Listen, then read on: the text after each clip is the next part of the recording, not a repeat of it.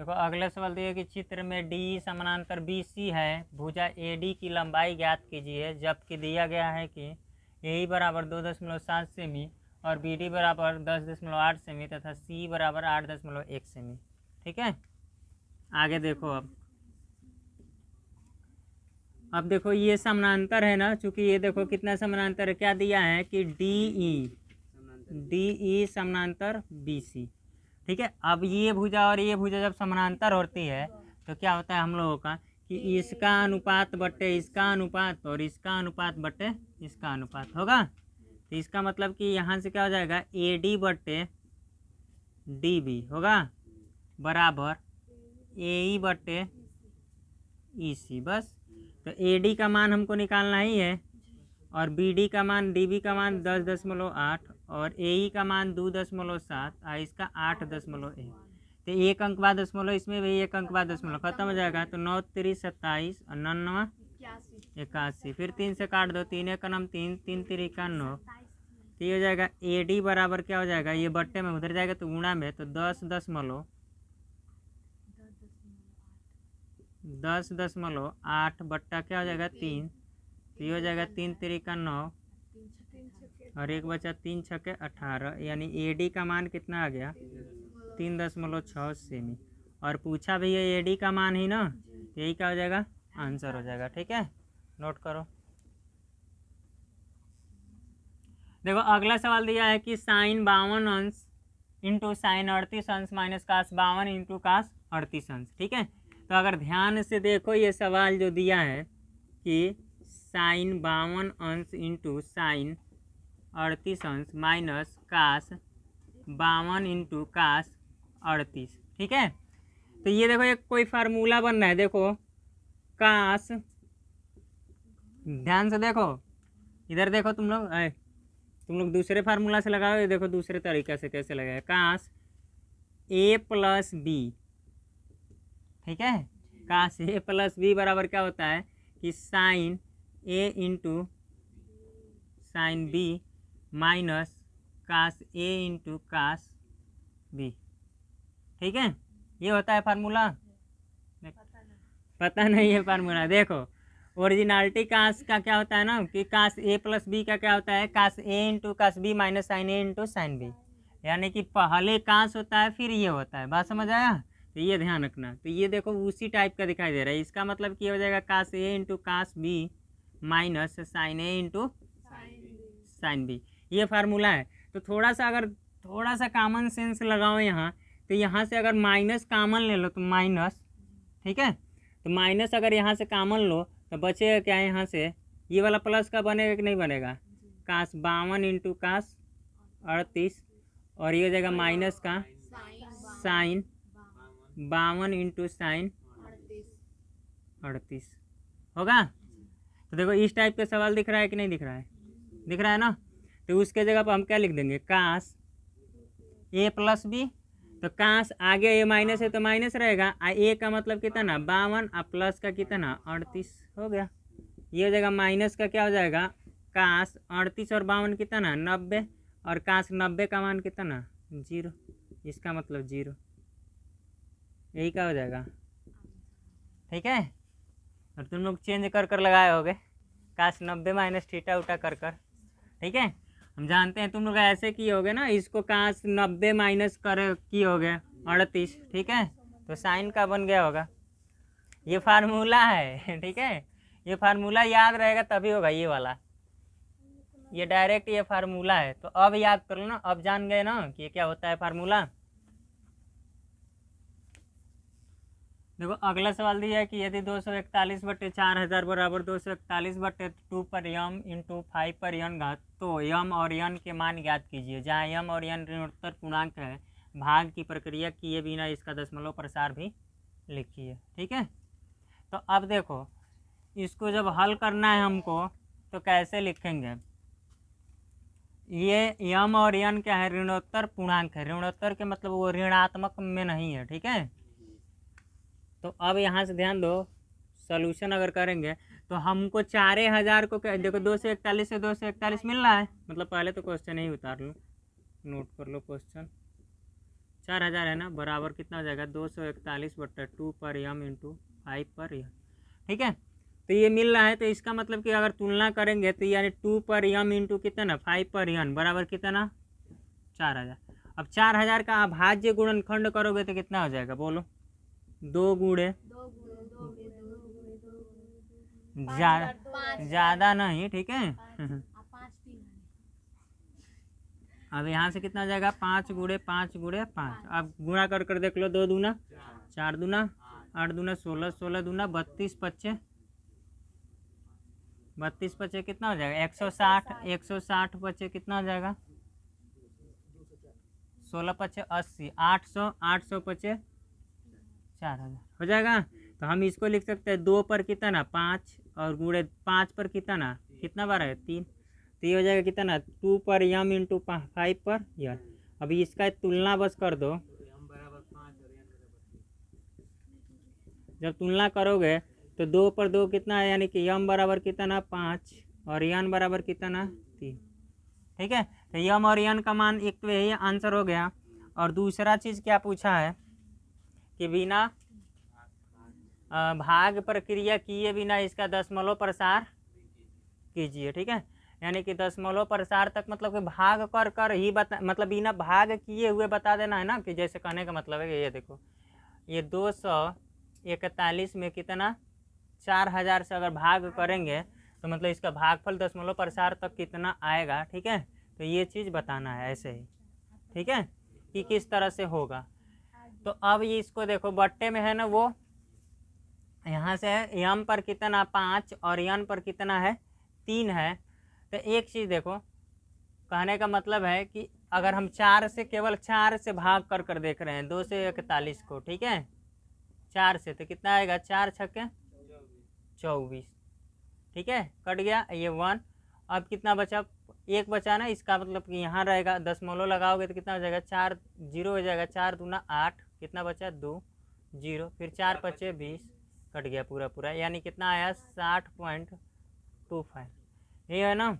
अब इसका मतलब कि आगे इसके बाद से 1000 है, मतलब बचा कितना है 1000। तो अगर भाग करोगे तो ये कितना हो जाएगा, यानी कि 0.0625। ठीक है, ये कितना आ रहा है, खूब अगर ध्यान से देखो तो कितना आ रहा है 1 अंक 2 अंक 3 अंक 4 अंक 5 अंक। ठीक है, आ रहा है ना। अब तुमको हम बता दें कि दशमलव का प्रसार करते हैं कभी भी, ये केवल वहाँ से डायरेक्ट बताए होते। ठीक है, वहाँ से दिखाएं तो दशमलव कितना अंक बाद आया 5 अंक बाद आया है ना, भाग किए हैं। तो अब बिना भाग किए ही दशमलव का प्रसार अगर करते तो कैसे होता, ये देखो मैक्सिमम घात कितनी है इन दोनों में 5, नहीं मैक्सिमम घात क्या ये इसमें अगर देखा जाए तो मैक्सिमम क्या है 5 है। ठीक है, तो जो अधिकतम होगा, ठीक है, जो भी अधिकतम घात होगा वो कटने वाला हो 2 गुणे 5 के रूप में हो। ठीक है, इधर रख लो, ये इस पर का एक प्रश्न अलग से सवाल भी बनता है, 2 गुणे यम 5 गुणे यन, अगर इसमें इस तरह का हो और मैक्सिमम घात हो। ठीक है, इसमें जिसका मैक्सिमम घात हो, अगर ये मान लो ये अधिक रहता ये कम रहता तब भी, ठीक है, चाहे ये अधिक जो भी हो, सबसे अधिकतम जिसका घात होगा दशमलव का उतना ही अंक क्या होगा प्रसार होगा, उतना ही अंक तक जाकर क्या हो जाएगा समाप्त हो जाएगा। बात समझ आया। तो जाहिर सी बात है इसमें कितना आया है अधिकतम 5 है, अगर इसका घात अगर 6 होता ये 5 होता तो कौन होता 6। ठीक है, तो अधिकतम जो भी घात होता है दशमलव का प्रसार क्या होता है उतना ही अंक तक बढ़ता है, यानी 6 अंकों तक है, 5 है तो 5 अंक तक, 6 है तो 6 अंकों तक। बात समझ आया। तो केवल देख कर दशमलव का प्रसार, तो यदि है ना कि भाग की प्रक्रिया किए बिना इसका दशमलव प्रसार भी लिखिए। ठीक है, तो दशमलव प्रसार तो एक अपने दिमाग में ये कल्पना कर लेना कि 6 अंकों के बाद होगा, और ये प्रक्रिया नहीं करना है। ठीक है, डायरेक्ट क्या करना है दशमलव प्रसार, दशमलव प्रसार दिखाई नहीं दे रहा है, दशमलव प्रसार जब भी करेंगे तो यह है 241 बटे कितना है 4000। ठीक है, तो भाग नहीं, अगर तुमको ये नहीं आ रहा है कि कैसे होगा तो तुम साइड में कहीं कर लेना। ठीक है, उसके बाद से अगर इसको दिखाना है तो इसको 0.6025, ठीक है, कितना आया है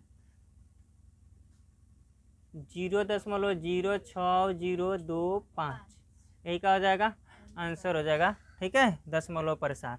हाँ, अगर ये देखो, अगर डायरेक्ट आंसर पूछता ना कि कितने अंक तक दशमलव प्रसार बढ़ेगा तो क्या बताते, केवल वहीं से देख कर बता देते क्या कि 5 अंकों के बाद होगा। ठीक है, नोट कर लो। देखो अगला सवाल दिया है कि वह अनुपात ज्ञात कीजिए जिसमें बिंदु हो -3, 10 और 6, -8 को मिलाने वाले रेखाखंड बिंदु -1, 6 के द्वारा विभाजित होता है। ठीक है, तो अब देख लो क्वेश्चन पूछा क्या है, ध्यान से अगर देखोगे तो कहने का मतलब है कि कोई बिंदु है, ये ए और बी। ठीक है, जो ए का मान लेते हैं निर्देशांक कितना दिया है -3, 10 और बी का निर्देशांक दिया है 6, 8। ठीक है, इस टाइप से। ठीक है, और देखो इसका जो बिंदु है, कोई बिंदु है ये सी, इसका निर्देशांक दिया है -1 और 6। तो अब ये -1 और 6 इस ए और बी को किस अनुपात में विभाजित कर रहा है। ठीक है, तो हम मान लेते हैं इसको क्या है M1 और इसको M2। ठीक है, तो यहाँ से क्या लिंक है, पूछा है कि वह अनुपात क्या कीजिए, हम मान लेंगे माना वह अनुपात M1 संबंध M2 है। ठीक है, बस। तो अब जैसे प्रश्न के अनुसार डायरेक्ट, कोई टाइम इधर उधर नहीं गंवाना है, प्रश्नानुसार डायरेक्ट लिखेंगे। हम जानते हैं कि x बराबर क्या होता है M1 x2 M2 x1 M1 + M2 होता है। उसी तरह अब देखो हमको ये कहीं से निकाल सकते हो, दोनों से ज़रूरत नहीं है, इससे पहले भी इस टाइप का सवाल आ चुका था। तो y वाला लिखने की ज़रूरत नहीं है कि तो y से निकाल लो और नहीं तो x से, बस एक का। तो ये पहला जो ये दिया है ये क्या होता है x1, ये बीच वाला क्या होता है x और ये क्या होता है x2। इसी तरह ये y2 y1 होता है ना। तो बस यहाँ से x कितना हो जाएगा -1 और M1 तो निकालना ही है, और x2 का मान कितना है 6 और प्लस M2 निकालना ही है, और x1 का मान कितना है -3 और M1 + M2। इसको इधर लेकर आओ तो गुणा हो जाएगा, तो माइनस का क्या हो जाएगा M1 माइनस का M2 होगा, और ये हो जाएगा 6 M1 और माइनस का कितना हो जाएगा 3 M2। M2 को इधर ले आओ, M1 को उधर लेकर जाओ, तो इधर आएगा तो 3 M2 और माइनस का M2, और ये जाएगा 6 M1 में से इधर जाएगा तो प्लस का कितना M1, ये प्लस का ना M2 तो है ही है यहाँ। तो देखो 3 गो M2 में से 1 गो M2 निकल गया, तो बचा कितना 2 M2 बराबर यहाँ कितना बचा 7 M1। ठीक है, तो 7 को इधर लाओ तो 2 बटा क्या हो जाएगा 7, और M2 को इधर ले जाओ तो M1 बटा M2, यानी अनुपात ही पूछा था ना M1 संबंध M2, तो 2 संबंध 7, यही क्या हो जाएगा आंसर हो जाएगा। ठीक है, लिख लो।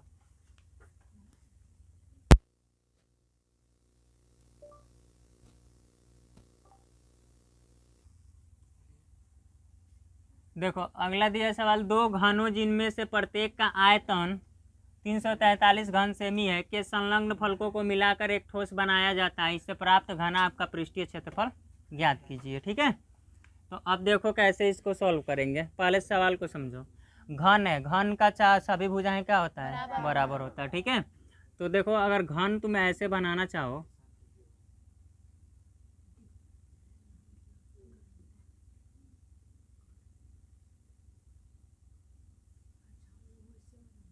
हाँ ऐसे ही बनेगा ना, मतलब घन ठीक से बनाओगे तो मतलब कि बन जाएगा, एक डब्बा आकार का है। ठीक है, इसे और अच्छा से बनाओगे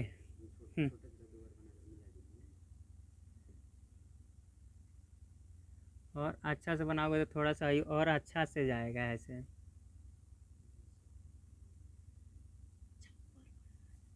छप्पर है जैसे तुम मान, ठीक है इस टाइप का। तो ये बताओ जो सब इसमें लंबाई चौड़ाई ऊंचाई सब क्या होगा बराबर होगा, बात समझ आ रहा है। हाँ लंबाई चौड़ाई और ऊंचाई क्या होगा बराबर होगा। अब यहाँ से देखो, तो पहले तो घन का आयतन दिया है ना, घन का आयतन कितना दिया है 343 सेमी, घन सेमी, यानी घन का आयतन क्या होता है भुजा का क्यू, यही ना होता है भुजा का क्यू 343। ठीक है, तो ये हो जाएगा भुजा, केवल भुजा बराबर निकालोगे तो इसका घनमूल निकालेंगे ना 343 का, तो कितना आएगा 7, यानी भुजा कितना आ गया 7 सेमी। बात समझ आया? यानी कि दोनों घनों का आयतन वही है 343, लेकिन अब दोनों घनों को एक में चिपकाया जा रहा है। बात समझ आया? तो मतलब कि इसी को चिपका कर यहाँ से क्या हो जाएगा, जैसे अगर इसको चिपकाते तो ऐसे बन जाता। समझ आया?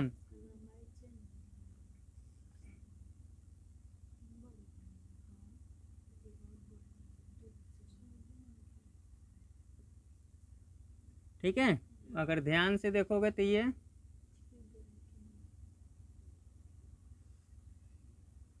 इस तरह से बनेगा कि नहीं बनेगा?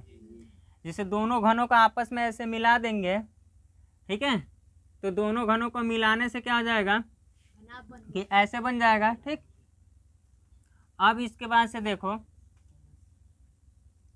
ये दिखाई दे रहा है ना, हो जाएगा 343, तो भुजा इक्वल टू कितना हो जाएगा, ये घनमूल में चला जाएगा ना 343, और 343 का घन कितना आ जाएगा 7, यानी कि भुजा बराबर कितना 7।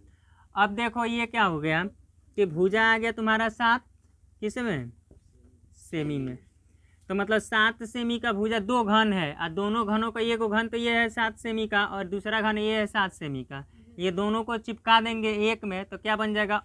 अब जो ये निर्माण होगा ये किसका निर्माण होगा, घनाभ का। किसका निर्माण होगा, घनाभ का। तो ऊंचाई तो वही रहेगा, ये ऊंचाई तो कितना रहेगा 7 रहेगा, ठीक है, और चौड़ाई जो ये है, ये चौड़ाई ये भी कितना रहेगा 7 रहेगा, लेकिन लंबाई क्या हो जाएगा, बढ़ जाएगा, दुगुना हो जाएगा ना लंबाई, यानी लंबाई अब ये 7 और ये 7 मिलाकर ये पूरा लंबाई कितना 14। तो पूछा क्या है कि इससे प्राप्त घनाभ का पृष्ठीय क्षेत्रफल ज्ञात करना है। ठीक है, घनाभ का पृष्ठीय क्षेत्रफल। तो ये बताओ घनाभ का पृष्ठीय क्षेत्रफल का फार्मूला क्या होता है, घनाभ का पृष्ठीय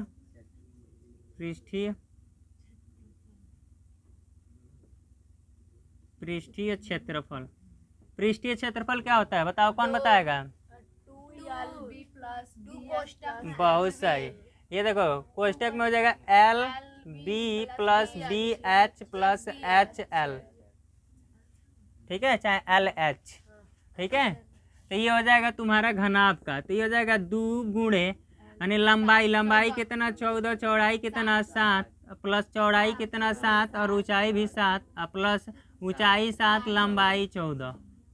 बस इसी को हल करना है। तो 14 सत्ते 98, 7 सत्ते 49, 14 सत्ते 98 होगा। तो अब देखो 2 गुणे 98 और 98 कितना हो जाएगा, सब जोड़ दो, हाँ 196 होगा, और ये जोड़ दो तो कितना हो जाएगा 196 में 4 जोड़ दो तो 200 और 245 होगा ना, और 245 दूना कितना हो जाएगा 490, किस में आएगा सेमी स्क्वायर। तो क्या हो जाएगा पृष्ठीय घनाभ का पृष्ठीय क्षेत्रफल कितना हो जाएगा 490 सेमी स्क्वायर। बात समझ आया। अगर आयतन कहता तो आयतन निकाल दे तो LBH हो जाता आयतन। अगर ये इसी सवाल में पूछ देता कि इस प्रकार बने घनाभ का आयतन कितना होगा, तो देखो अगर इसी सवाल में एक सवाल और जोड़ देता कि आयतन कितना होगा, तो आयतन क्या होता है L गुणे B गुणे H, घनाभ का आयतन LBH, लंबाई गुणे चौड़ाई गुणे ऊंचाई। तो L का मान कितना 7, चौड़ाई का मान 7, ऊंचाई का मान, लंबाई तो 14 है ना, तो 14 और 7 और ऊंचाई कितना 7, तो ये कितना हो जाएगा 14 सत्ते 98 गुणे 7, तो 7 अट्ठे, ठीक है, 7 अट्ठे 56 और 7 9 63, 63 और 5 68, ये किस में आता सेमी क्यू। अगर आयतन अगर पूछा होता तो 686 सेमी क्यू क्या हो जाता घनाभ का आयतन हो सकता है। तो मान लो इस बार पूछा है क्या पृष्ठीय क्षेत्रफल, तो अब कहीं पर परीक्षा में आने वाले परीक्षा में क्या पूछ दे आयतन पूछ दे इसका, तो इसका आंसर ऐसे हो जाएगा। ठीक है, लगेगा ऐसे ही, उतार लो इसे। देखो अगला सवाल दिया कि एक त्रिभुज का क्षेत्रफल ज्ञात कीजिए जिसके शीर्षों के निर्देशांक a, b plus C, b, c plus A और c, a प्लस b है। ठीक है, तो अब क्षेत्रफल देखो इसका कैसे ज्ञात करेंगे। तो पहले जो निर्देशांक दिया वो नोट कर लो, a, b plus C, B C plus A और सी कामा ए प्लस बी, ये दिया ना। तो पहले कोष्टक वाला यानी x1 बराबर ए, y1 बराबर कितना b प्लस सी, x2 बराबर b और y2 बराबर कितना c प्लस ए, x3 बराबर कितना c और y3 बराबर कितना a प्लस बी।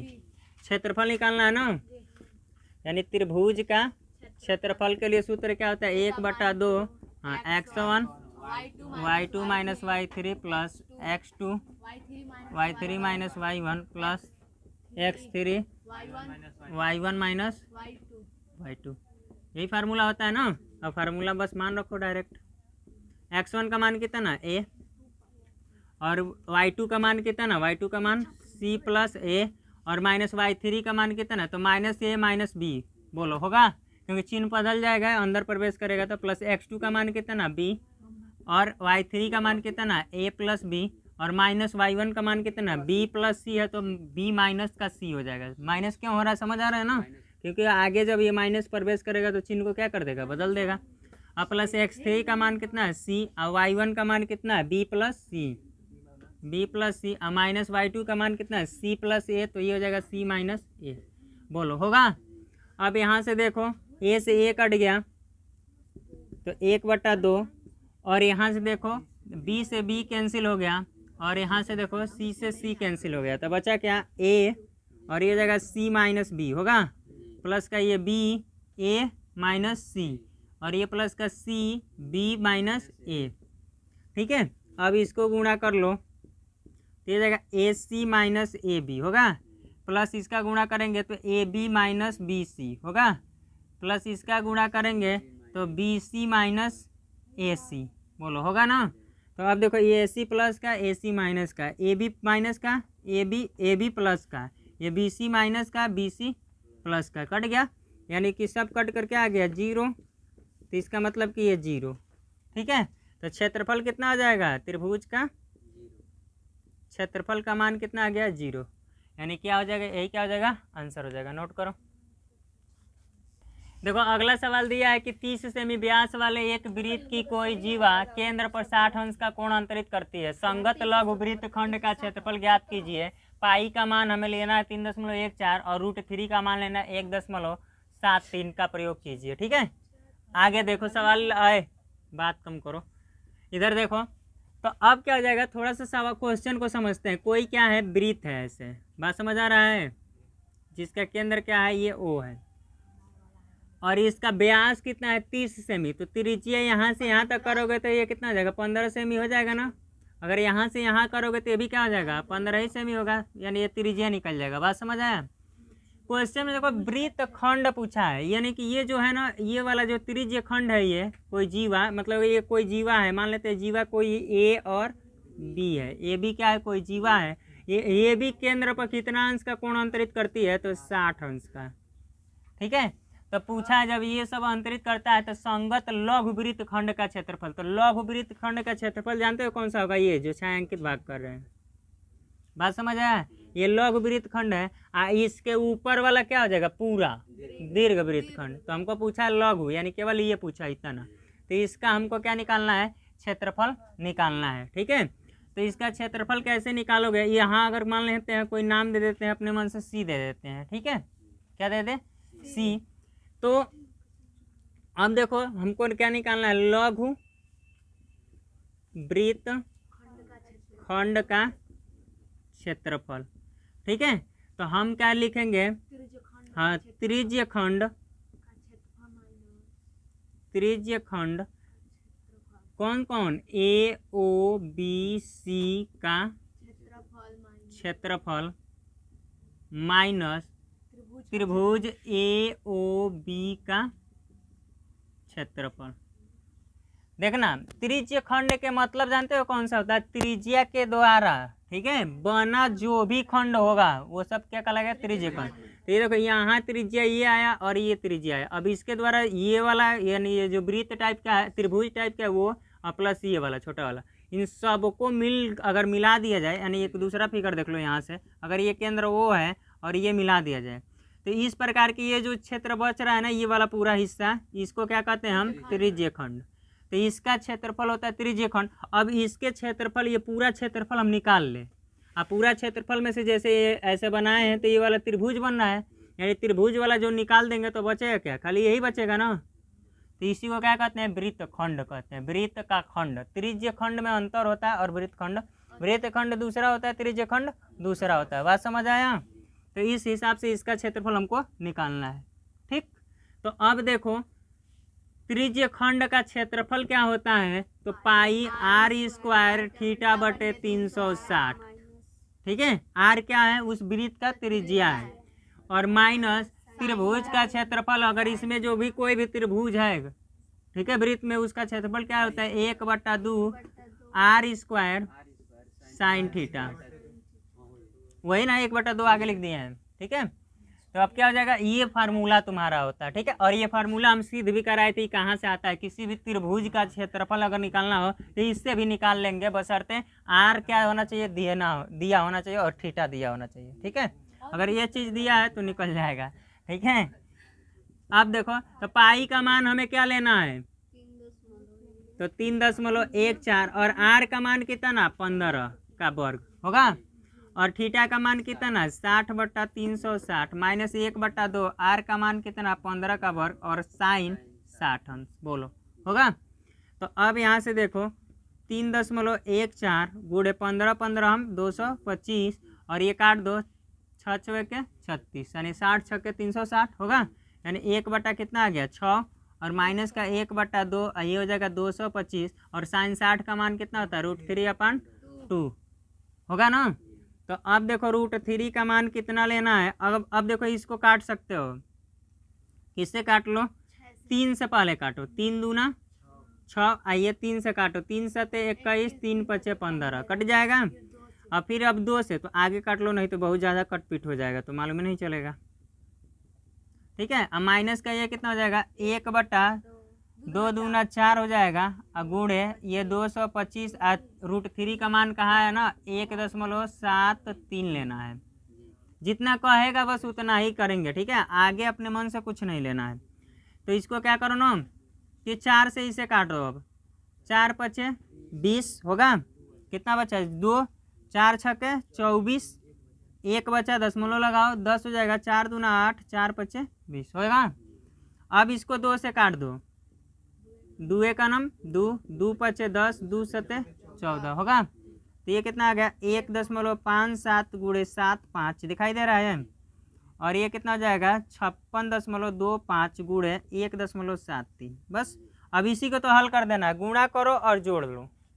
गुणा करो, जोड़ना है कि घटाना है, तो घटा लेना है ना।